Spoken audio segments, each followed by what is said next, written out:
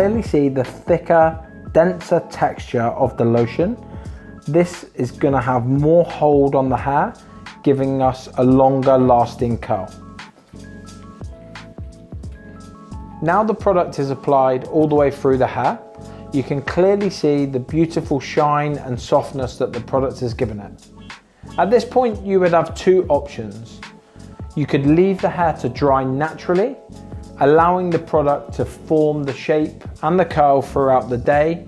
If you preferred a wet look finish, you could occasionally spray the hair throughout the day to keep it damp and moist. Alternatively, you could dry naturally in the air and then scrunch the hair through later in the day once the product is set, or you could diffuse dry.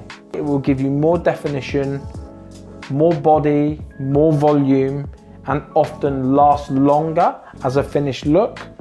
But of course, the process can take longer styling the hair like this at home.